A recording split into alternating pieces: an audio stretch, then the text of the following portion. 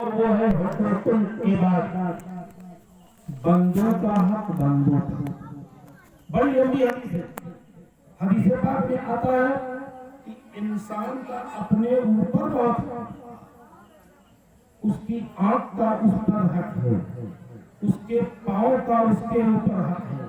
اس کی زبان پر اس کے اوپر حق ہے، اس کے دل پر اس کے اوپر حق ہے، اور ایک بھائی کا دوسرے بھائی پر حق ہے،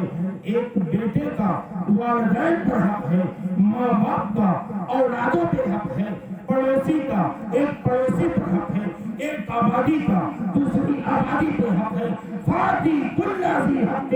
حقہ، ہر حقدار کو برابر حق۔ فاتی کل ذی حق حقہ، یہ حدیث پاک ہے، ہر حقدار کو برابر حق دیا۔ دیکھیے مثال کے طور پر علی جناب محمد حسین صاحب کو اللہ نے سرمایہ دار بنا دیا، مالدار بنا دیا، بہت سارا احساسہ دے دیا، بہت سارا مال و دولت دے دیا۔ یہ بنگلے میں ہے، فلیٹ میں ہے، ایئر کنڈیشن روم میں ہے، اور ان کے پڑوس میں تقسیم بھائی کی حالت یہ ہے کہ صبح کھا رہے ہیں، شام کا ٹھکانہ نہیں ہے۔ انہی کے محلے میں دوسرا آدمی بیوہ ہے، دوسری عورت بیوہ ہے، تلک نہیں ہے، اس کے بچے زاروں قطار رو رہے ہیں، اور محمد حسین بھائی کا حال یہ ہے مراقبت غذا کھا رہے ہیں، ایئر کنڈیشن روم میں ہیں، اور طرح کے نظارے کھا رہے ہیں، اور ادھر ان کا ایک مسلمان بھائی رو رہا ہے، گریہ وزاری کر رہا ہے، اور فکر معاش میں لگا ہوا ہے۔ قسم خدا کی، اللہ تبارک و تعالی نے جو حسین بھائی کو مال دیا تھا، دولت دیا تھا، تو اس دولت کے، اس احساسے کے، اس مال میں ان کے پڑوسیوں کا اس مال میں اس کی آبادی کا بھی حصہ ہے، اس مال میں ان کے غربا کا بھی حصہ ہے، مساکین کا بھی حصہ ہے، فقراء کا بھی حصہ ہے، اور غریبوں کا بھی حصہ ہے، یتیموں کا بھی حصہ ہے۔ اور آپ چاہو کہ اللہ نے تمام مجھے دیا ہے تو دنیا میں تو عیش کر لو گے، اور دنیا میں تو اچھے سے رہ لو گے، لیکن اللہ کے یہاں کوئی اللهم صل على سيدنا ومولانا محمد وعلى آله وسلم صلاة وسلام علیہ۔ اللہ کا حق پہچانو اور ایک بندے کا دوسرے بندے کے حقوق کو پہچانو۔ اگر آپ نے ان دونوں پر عمل کر لیا، قسم خدا کی میں گارنٹی سے لکھ کر دے دوں گا کہ کامل ایمان و مسلمان ہے جو اللہ کے حق کو پہچان لیا، اور ایک بندہ دوسرے بندے کے حقوق کو پہچان لیا، تو پھر وہ کامل ایمان، وہ مومن کامل ہے اور اسلام والا ہے، اور اللہ تبارک و تعالی دنیا میں بھی اسے کامیاب فرمائے گا، قبر میں بھی وہ کامیاب ہوگا، اور میدان حشر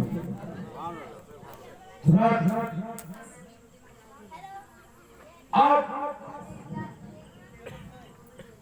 اتنی لمبی چوڑی آبادی دیکھ لیجئے جہاں تک آپ کی نظر جا رہی ہے، بہت سارے لوگ مالدار موزہ کلریا میں، خوردی میں، یہ موار بزرگ چھوڑیا میں، بلوہیا خورد پشتیا، صرف اور صرف نظر جا رہا ہے کہ اللہ کا گھر دیکھنے کے لیے موار بزرگ سے حاجی امیر اللہ اور ان کی اہلیہ جا رہے ہیں۔ بلوہیا سے صرف ایک آدمی جا رہا ہے جن کا نام مراد علی ہے، ایک قبیلہ، دو بھائی اور دو عورتیں بشیرہ کی سرزمین سے، کیا 4 5 7 صرف اس پورے بیلٹ میں، پورے آبادی میں، پورے علاقے میں، کیا اللہ تبارک و تعالی نے انہی 7 آدمیوں کو روپیہ عنایت فرمایا ہے؟ کیا انہی کے پاس بینک بیلنس ہے؟ کیا انہی کے پاس سرمایہ ہے؟ کیا انہی کے پاس مال و دولت ہے؟ کیا اور آبادی کے انسانوں کے پاس مال نہیں؟ مال ہے، دولت ہے، فلیٹ ہے، بنگلے ہیں، بیڑیاں ہیں جا جاتے ہیں مگر توفیق الہی کیا نہیں ہے توفیق الہی نہیں ہے یہ حاجی صاحب جو جا رہے ہیں یہ توفیق الہی سبحان اللہ سبحان اللہ یہ توفیق خدا کی بنیاد پر جا رہے ہیں ہر چیز صاحبہ جو جا رہی ہے اللہ کی توفیق کی بنیاد پر جا رہی ہے یہ قرب و جواب سے جو لوگ جا رہے ہیں اللہ نے انہیں توفیق دیا ہے دھن تو اللہ نے بہت دیا ہے مال تو اللہ نے بہت سارے لوگوں کو دیا ہے لیکن توفیق چھین ایک شیخ صاحب اپنے غلام کے ساتھ کہیں سفر کر رہے ہیں ختم کر دیا جائے کیا سننا نہیں چاہتے ہماری آواز نہیں تھی اس لیے وہ یہ کل بھی پروگرام تھا حاجی صاحب کی تقریب میں بنیا اور آج بھی تھا وزیلا تو وہ شیخ صاحب اپنے مالک نے نوکر کو لیے تشریف لے رہے کا سفر ایک آبادی سے ان کا گزر ہوا گزرتے جا رہے کیا ہوا ظہر کا ٹائم ہو گیا مسجد سے اذان کے کلمات آگے اللہ اکبر اللہ اکبر حی علی الصلاۃ حی علی الصلاۃ نوکر نے اپنی مالک کی بارگاہ میں عریضہ پیش کیا حضور والا اگر آپ اجازت دے دیں تو آپ کی تو غلامی کرتا ہی ہوں آپ کی خدمتوں کو تو میں انجام دیتا ہوں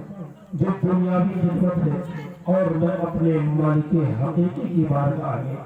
اپنی پیشانی کو جھکا لوں سربسدود ہو جاؤں اپنے پروردگار کی عبادت کر لوں آقا شیخ بادشاہ کہتا ہے ٹھیک ہے میں مسجد کے گیٹ پر بیٹھتا ہوں اور تم جاؤ مسجد کے اندر اور رب کی عبادت کر کے چلے جاؤ اب یہی اپنے دماغ پر زور لگائے وہ مالک کافر نہیں تھا وہ مالک مسلمان تھا وہ مالک بھی اللہ کا بندہ تھا لیکن اسے توفیق الہی نصیب ہوا بندہ جا رہا ہے خادم جا رہا ہے نماز کے لیے اس لیے جا رہا ہے کہ اللہ نے اسے توفیق دی اپنی بارگاہ میں جب یہ نیت جھکانے کے لیے اللہ نے اس بندے کو توفیق دیا تھا اور بادشاہ بھی مسلمان ہے لیکن اللہ نے توفیق چھین دیا اور غلام نماز پڑھ رہا ہے اور اس کا آقا بیٹھ کے باہر انتظار کر قربان جاری تمام نمازی نماز پڑھ کر نکل گئے اور نکل گئے یہ عاشق یہ بندہ یہ خادم یہ غلام اللہ کی جب عبادت کر لیا تو کیا کیا تصویر دیا رسول پاک پر درود پاک بے شک بے شک تصویر دیا درود پاک کی صلوات پیش کرنا شروع کر دیا مسجد میں سب کے سب چلے گئے لیکن آقا مالک کہہ رہا ہے نام لے کر ہے سرکار سارے لوگ آئے تم کیا کر رہے سب لوگوں کی نمازیں ہو گئی تمہاری عبادت ابھی نہیں ختم ہوئی دنیاوی مالک کی آواز جب اس کے کان سے ٹکرائی اس نے اپنے درود پاک کو ملتوی کیا پروگرام بند کیا اور دعا رب کی بارگاہ میں مانگا اے پروردگار عالم میرے اس چھوٹی عبادت کو قبول فرما دے جہاں تیرا میرے اوپر حق ہے تو میں غریب آدمی ہوں پروردگار عالم دنیا کے بادشاہ کا بھی میرے اوپر حق ہے اس کی بھی اتباع ضروری ہے اور آپ کی فرما برداری تو میں کر ہی وہ باہر آیا ناراض مالک کیا کر رہے تھے اللہ کی عبادت کے بعد یہ محسوس کیا کہ اللہ کی عبادت اس وقت مقبول ہوتی ہے جب رسول اللہ کی طرف توجہ ہو جائے جب آقا کریم کی محبت پیہا ہو جائے جب رسول کی محبت جاگزی ہو جائے تو میں اپنی عبادت کو رب کی بارگاہ میں مقبول کرنے کے لیے رسول پاک کی محبت کا سہارا لیا اور اسی لیے مجھے ٹائم لگ گیا اور اسی لیے مجھے وقت درود پاک اللہم صلی اللہ علیہ وسلم نحن ولاد محمد صلی اللہ علیہ وسلم ذاتیہ پر بمبئی کا نام آپ لوگ سنے نہیں ہیں جنہیں ایک پلیٹ فارم پر دو مسلمان ایک مسلمان نے صرف مشینیں دوسرے مسلمان سے سلام کیا، صرف مشینیں کہا حضور آپ کا نام، تو اس نے کہا حاجی عبدالکریم۔ کیا کہا؟ حاجی عبدالکریم۔ تو حاجی عبدالکریم نے پوچھا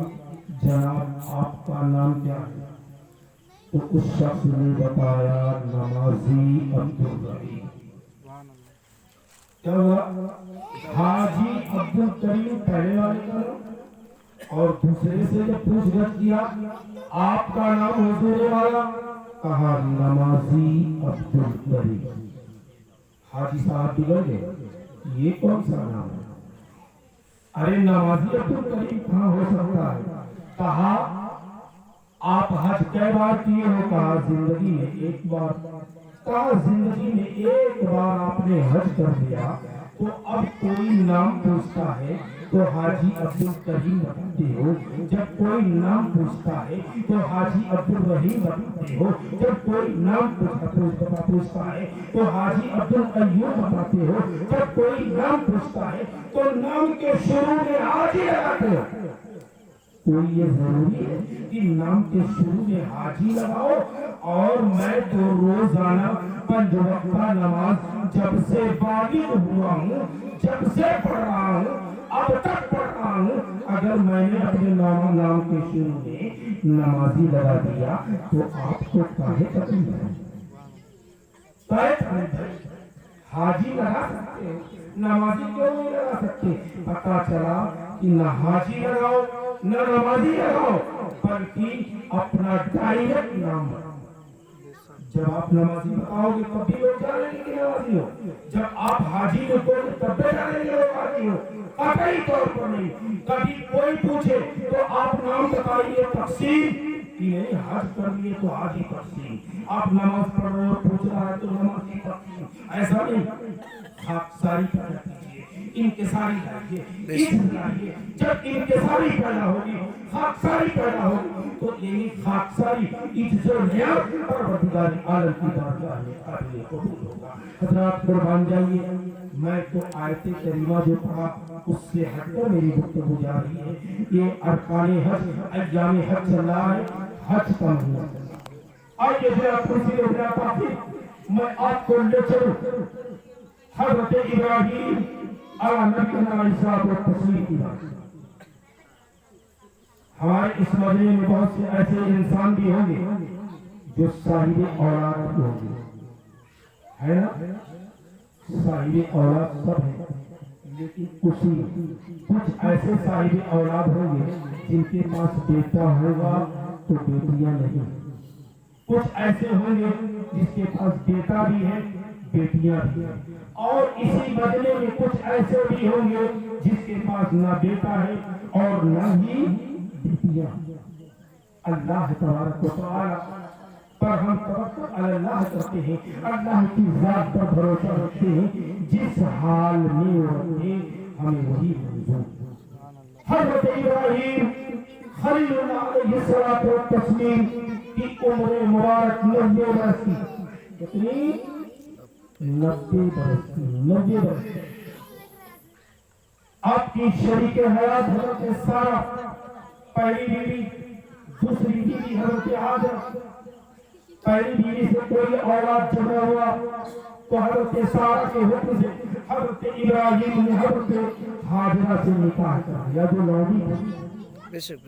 جو سارہ اپنی خدمت کے لیے لائی تھی اپنے والدین کے۔ ہاجرہ سے نکاح ہو گیا، پروردگار عالم کی بارگاہ میں حضرت ابراہیم اور نبی علیہ الصلوۃ والتسلیم نے ہاتھ پھیلایا، اور کیسے ہاتھ پھیلایا؟ کہا رب ہب لی من الصالحین، اے میرے پروردگار مجھے نیک اور صالح بیٹا دے۔ میرے دوستو، آج کا مسلمان، آج کا انسان اگر اللہ سے مانگتا ہے تو ڈائریکٹ کہتا ہے پروردگار عالم مجھے بیٹا دے، مجھے بیٹی دے دے، لیکن ابراہیم علیہ السلام کا انداز ملاحظہ فرمائیے، مانگا تو صرف بیٹا نہیں مانگا، کیا فرمایا؟ رب ہب لی من الصالحین، اے پروردگار عالم میں تجھ سے صرف بیٹا نہیں مانگ رہا ہوں بلکہ نیک بیٹا مانگ رہا ہوں، اے پروردگار عالم میں تجھ سے اولاد طلب کر رہا ہوں لیکن عام اولاد نہیں طلب کر رہا ہوں بلکہ صالح اولاد کی تمنا ہے، تو صالحین اور نیک صالح اولاد عطا فرما، جو دل سے آہ نکلتی ہے اثر، جو دل سے آہ نکلتی ہے اثر رکھتی ہے، پر نہیں طاقت پرواز مگر رکھتی ہے، جو دل سے نکل جائے آواز پروردگار عالم سے قبول فرمانے والے، اور اللہ نے قبول فرمایا، اور ان کے صحن میں حضرت ہاجرہ کے وطن سے حضرت اسماعیل علیہ نبی علیہ الصلوۃ والتسلیم پیدا ہوا۔ امتحان دیکھو دوستو، ابھی چند ہی مہینہ گزرا تھا،